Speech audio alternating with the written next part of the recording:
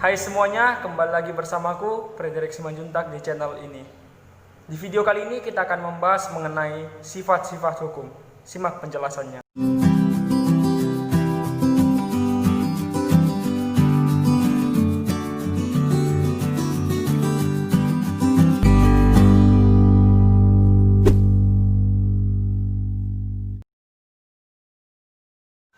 Nah, di video saya yang pertama saya sudah membahas mengenai pengertian dan juga penjelasan hukum dan juga mengenai tujuan hukum.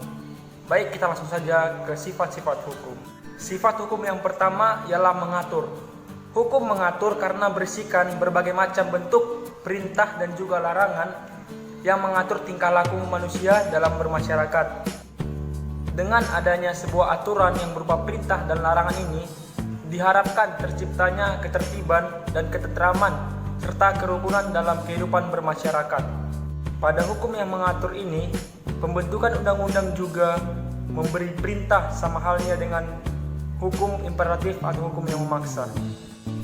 Hanya sifat perintahnya yang berbeda, maka perintah tersebut lebih banyak diartikan sebagai petunjuk, sehingga perintah ini langsung ditunjukkan kepada penegak hukum. Sedangkan pada hukum imperatif atau yang memaksa, lebih ditunjukkan kepada pribadi-pribadi. Contohnya, pasal 51 ayat 1 Undang-Undang Nomor 13 Tahun 2003 tentang Ketenagakerjaan. Nah, ini undang-undang ini berisi tentang pembuatan perjanjian kerja yang bisa secara tertulis dan tidak tertulis.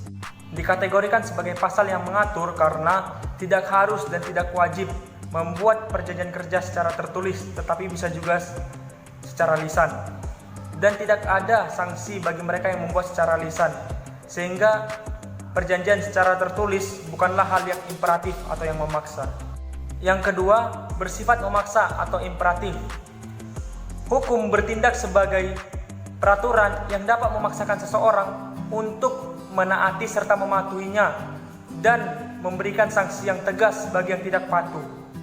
Dengan demikian, sangatlah jelas hukum memiliki kemampuan dan kewenangan untuk memaksakan seseorang agar patuh dengan jalan penerapan sanksi bagi mereka yang melanggar.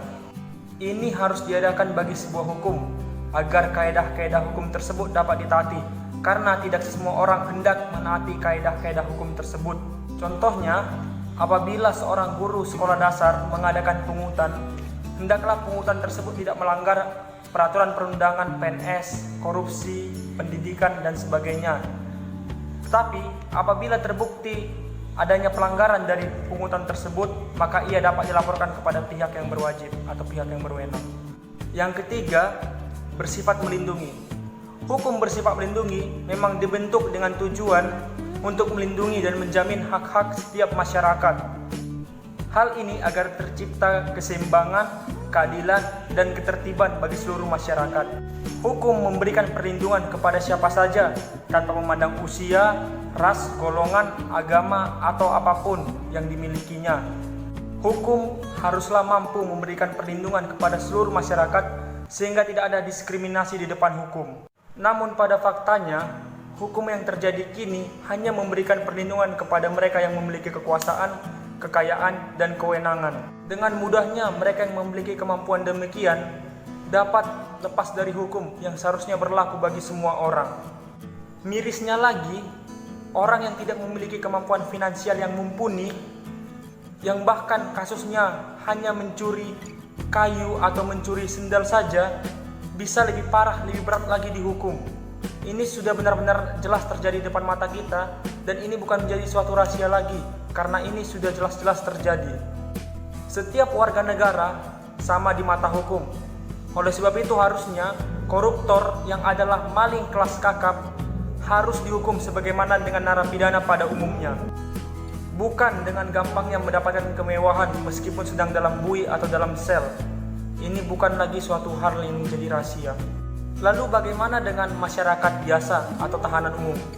Tentu mereka tidak akan mampu menyogok atau menyuap aparat hukum untuk mendapatkan fasilitas atau kemewahan seperti yang tadi.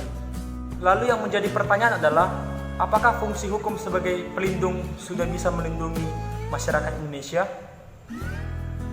Jawabannya bisa ya dan bisa juga tidak. Namun jika kita berkaca seperti kasus yang tadi, mungkin kita akan merenung bahkan sampai mengelus dada. Harusnya sebagai elemen yang penting, para penegak hukum seperti hakim, jaksa, polisi, dan yang lainnya harus menegakkan hukum sebagaimana mestinya tanpa memandang siapapun orangnya. Sebagai warga negara yang baik, kita harus merubah paradigma tersebut agar kelak ke depannya Indonesia memiliki sistem hukum yang berkeadilan dan dapat menjalankan fungsi serta sifat hukum sebagaimana mestinya. Baiklah, demikian yang bisa saya sampaikan. Semoga dapat dipahami dan juga bermanfaat. Jika mempunyai tanggapan atau pendapat, dapat dikirim melalui kolom komentar. Akhir kata, saya mengucapkan terima kasih atas perhatiannya dan sampai jumpa lagi.